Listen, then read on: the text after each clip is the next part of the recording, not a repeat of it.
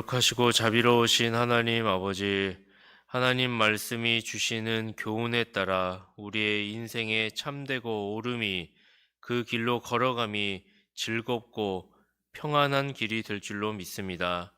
주님, 율법의 마침을 주님께서 사랑이라고 하셨사오니 그 사랑의 원리에 따라 우리가 이웃을 사랑하고 주위를 돌보는 데에 있어서 부족하지 않도록, 그 사랑의 원리에 있어서 원수까지 사랑할 수 있는 믿음의 사람들이 되기를 원합니다. 그것이 너무 어려운 것이기에 주님 의지하여서 그리스도의 사랑과 연합된 자들로 하나님의 사랑, 주님께서 걸어가셨던 길, 그 길 기쁨으로 걸어갈 수 있게 하심을 돕기를 소원하오니, 주님, 주의 성령 하나님께서 주신 은혜에 따라 원수를 내 몸과 같이 사랑하며 우리가 나아가 우리 인생의 길이 주님이 기뻐하시는 길 걸어갈 수 있도록 도와주시옵소서. 오늘 이 아침에 함께하여 주시기를 원하며 우리 구주 예수 그리스도의 이름으로 기도합니다. 아멘.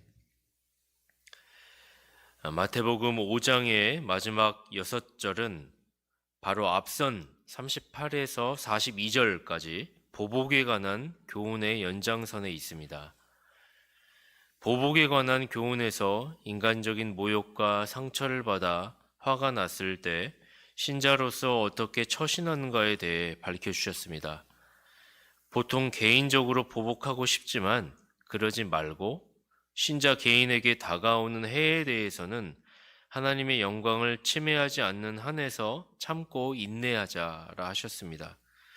원수 갚을 것은 내게 있으니 내가 갚을 것이다. 우리는 주님의 손을 믿자는 것입니다. 정 필요시 재판관을 통해, 공신력을 통해 응당 대가를 치르게 하자는 것이죠.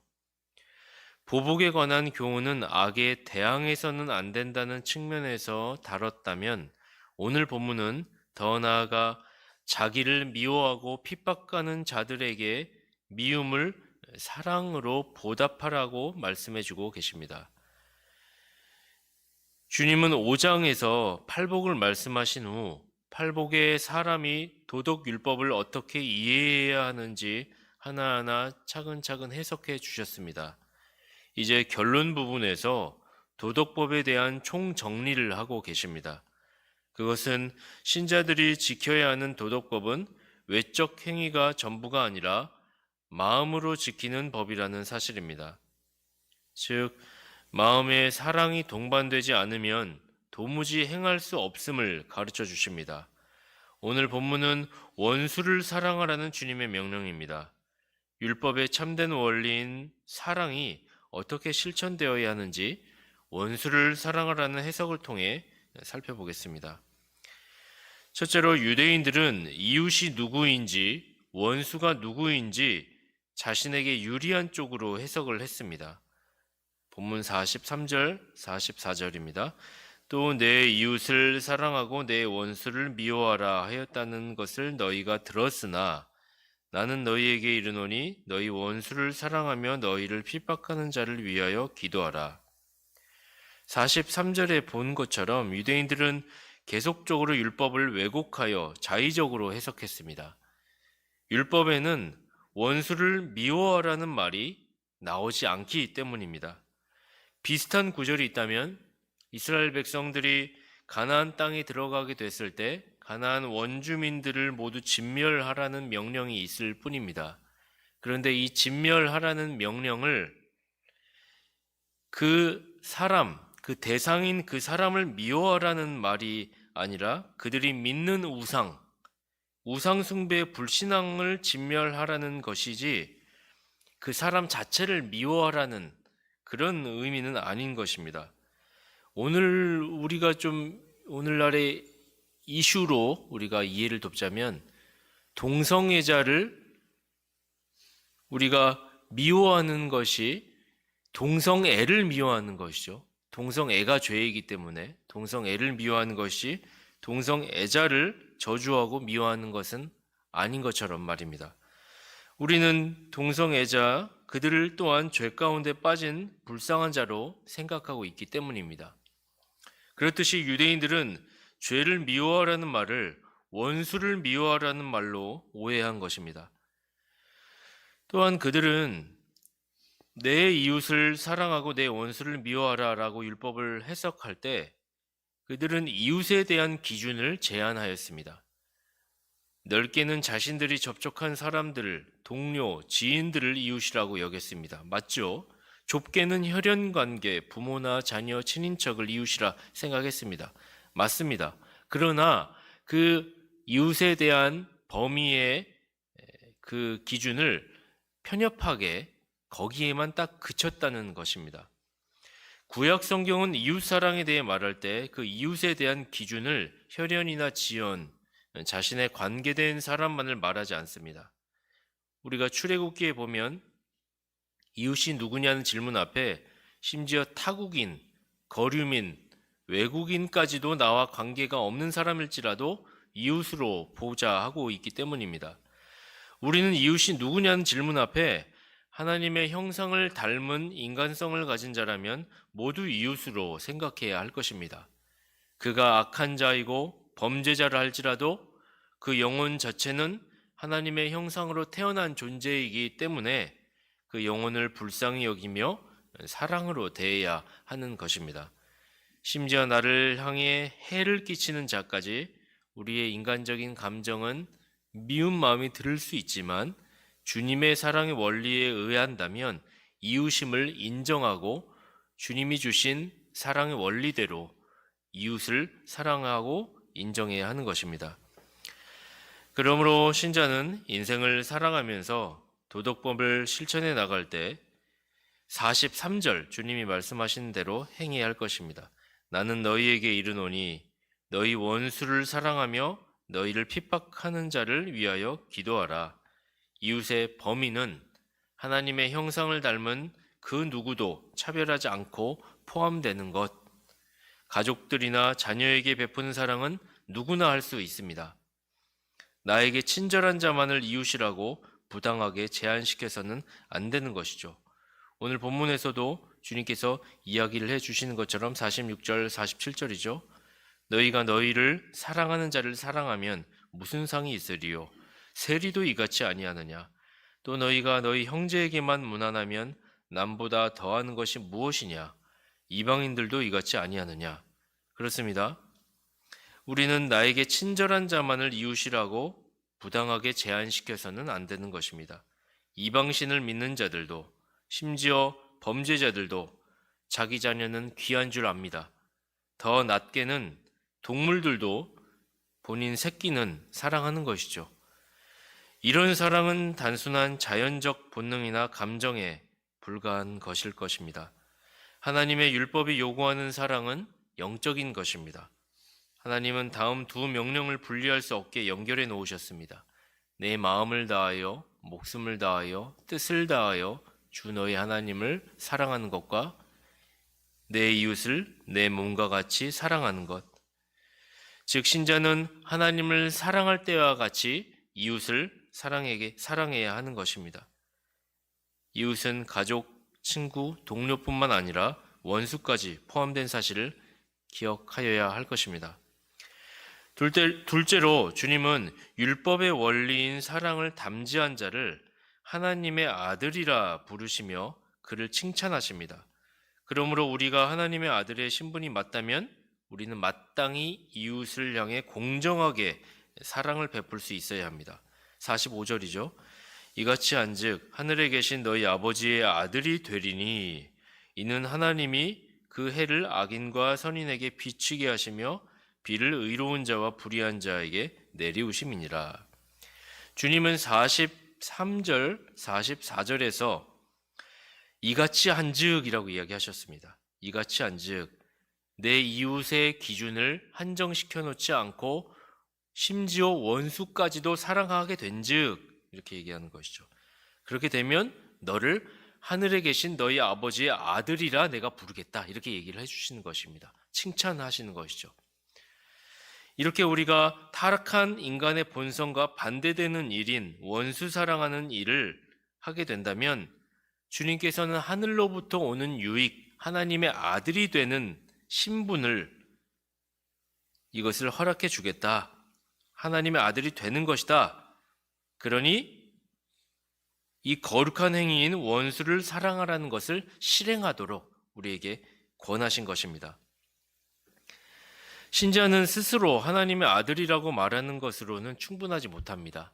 우리가 믿는다라고 하면서 내 입으로 내가 하나님의 자녀입니다 라고 입술로 고백할 수 있지만 그것을 증명하기 위하여 그것이 진실한 것인가는 또 다른 문제라는 것이죠. 말은 쉽게 할 수 있기 때문입니다. 내가 그리스도인임을 나타내기 위해 옛 바리새인들이 그랬던 것처럼 옷깃에 단추나 배지를 스스로 다는 것은 어리석은 방법이죠. 신자라면 착한 행실, 5장에서 끊임없이 봐왔던 것처럼 외식이 아니라 진실한 것은 삶의 열매로 보여주는 것, 선을 향한 적극적인 의지, 사랑으로 하나님을 영화롭게 할 것, 주님이 7장에서도 얘기하시지만 열매로 그들을 알 것이다 하셨던 주님의 말씀과 같이 우리의 삶이 착한 행실과 삶의 열매로 나타나게 됐을 때 내가 내 입술의 고백과 그것이 일치가 되었을 때 참으로 그 사람은 하나님의 아들임을 증거하는 것이 될 것입니다. 우리가 우리 안에 초자연적인 하나님의 은혜, 하나님의 사랑이 그런 뿌리가 내재하고 있다는 더 명확한 증거를 찾으려면 초자연적인 열매를 맺는데 더욱 부지런히 힘써야 할 것입니다. 그렇게 나타나게 될 것입니다. 우리는 하나님께서 모든 사람을 차별 없이 대한다는 것을 기억해야 합니다. 하나님께서 그 해를 악인과 선인에게 비치게 하시며 비를 의로운 자와 불의한 자에게 내리신 것처럼 하나님의 형상을 닮은 신자라면 모든 사람에게 차별 없이 아름다운 열매로 그들에게 덕을 끼치는 자가 되어야 한다는 것입니다. 사람을 가리는 것이 아니라 원수까지도 내가 내 본성에 맞지 않는 나와 성향이 어울리기가 쉽지 않은 사람일지라도 하나님의 아들이라 일컬음을 받는 사람이라면 하나님께서 해를, 비를 악인들에게 비춰주셨던 것과 같이 하나님의 아들이라면 공정하게 사람들을 차별하지 않고 대우하는 것이 마땅한 바이요 하나님의 아들임을 증거하는 것이다. 이 사실을 우리가 가슴에 새겨야 할 것입니다. 셋째로 신자는 사랑의 의무를 이 땅에서 완전할 수는 없지만 완전히 이루려고 노력해야 합니다. 본문 48절 마지막 절입니다. 그러므로 하늘에 계신 너희 아버지의 온전하심과 같이 너희도 온전하라. 주님은 사랑의 의무를 완벽하게 이행하라고 권고하십니다. 너희도 온전하라는 말씀은 율법의 불변한 요구입니다. 하늘에 계신 너희의 아버지의 온전하심과 같이 우리는 최선을 다해야 합니다. 이것은 복음이 우리에게 제시해 준 숭고한 기준입니다. 신자는 하나님의 성품의 도덕적 탁월성 앞에 그것이 모범된 기준이며 규칙인 줄 알아야 합니다. 물론 거기에 100% 완벽하게 일치할 수 없습니다. 우리는 죄인이기 때문에 그렇죠. 하지만 거기에 도달하도록 진지하고 열성적이며 끊임없이 노력해야만 합니다.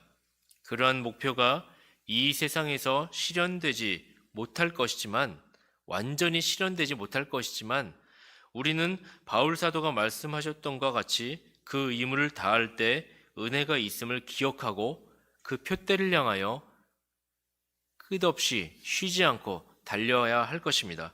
빌립보서 3장 12절 말씀에 내가 이미 얻었다 함도 아니요 온전히 이루었다 함도 아니라 오직 내가 그리스도 예수께 잡힌 바 된 그것을 잡으려고 달려가노라. 사도 바울께서 고백한 것과 같이 우리는 하나님과 동행하면 할수록 마음속에 자기 만족, 자기의 교만은 사라지고 스스로 낮아져 겸손하게 될 것입니다. 그리고 하나님의 나라를 소망하며 원수를 사랑하는 것을 즐거이 해나갈 수 있게 될 것입니다. 저와 여러분에게 그런 은혜가 있기에 되기를 소망합니다. 결론입니다. 첫째로 유대인들은 이웃을 사랑하고 원수를 미워하라는 말씀을 자의적으로 해석했습니다. 그래서 자신들이 정하여 놓은 이웃만 사랑하려고 했죠. 자신이 생각하기에 이웃이 아닌 자들은 원수로 여겼습니다. 사랑을 취사 선택한 것입니다. 주님은 그게 아니라 누가 내 이웃이냐는 질문 앞에 원수까지 이웃이며 그들을 사랑하라고 말씀하십니다. 둘째로 주님은 율법의 원리인 사랑을 담지한 자를 하나님의 아들이라 부르셨습니다. 주님은 그를 칭찬하심으로써 만일 우리가 하나님의 아들의 신분이 맞다면 그 사람은 하나님께서 악인과 선인에게 고르게 해와 비를 주신 것처럼 마땅히 이웃을 향해 공정하게 사랑을 베풀 수 있어야 한다고 말씀하신 것입니다. 셋째로 신자는 사랑의 의무를 이 땅에서 완전할 수는 없지만 완전히 이루려고 노력해야 합니다. 물론 우리는 죄인이기에 거기에 완벽하게 일치할 수는 없을 것입니다. 하지만 거기에 도달하도록 진지하고 열성적이며 끊임없이 노력해야만 합니다. 신자는 그렇게 할 것이고 그렇게 하는 것을 즐거워하게 될 것입니다. 5장을 정리하면서 주님이 가르쳐준 율법의 참된 내용을 이해하고 가슴에 새기며 율법의 멍에에서 벗어나 참된 자유 속에서 그리스도인의 아름다운 삶을 살아나가는 저와 여러분이 되기를 소망합니다. 기도하겠습니다. 거룩하신 하나님, 율법의 멍에에 매여 죄와 사망의 짐을 지고 날마다 살아나가는 것이 얼마나 무겁고 힘든 일인지 모릅니다. 그러나 주께서 우리에게 가르쳐 주신 바 율법의 저주에서 대신 우리의 죄를 갖고 죽으시사 부활하시고 승천하셔 죄의 삭슬 다 받아내시고 승리의 기쁨을 그리고 자유와 평강을 우리에게 허락하여 주셨음에 감사합니다. 그 자유, 그 평강, 그리스도 안에서 주어진 그 자유와 평강을 우리가 경험하게 하시고 누리게 하시고 주님 부르시는 그 날까지 완전할 수는 없지만 그 자유함 가운데 완전을 향하여 쉼없이 달려갈 수 있는 힘을 우리에게 허락하여 주시옵소서. 주님을 바라볼 때 이 기쁨이 넘칠 줄 믿습니다. 주의 나라와 영광이 우리 앞에 있기 때문에 신자가 넘어지고 좌절하지 않고 달려갈 수 있는 힘이 공급이 될 줄로 아오니 우리에게 주님 부르시는 날까지 넘어지지 않게 하시고 표대를 향하여 달려가며 주님의 상에 참여하는 자들 되도록 주님 도와주시옵소서. 우리 구주 예수 그리스도의 이름으로 기도합니다. 아멘.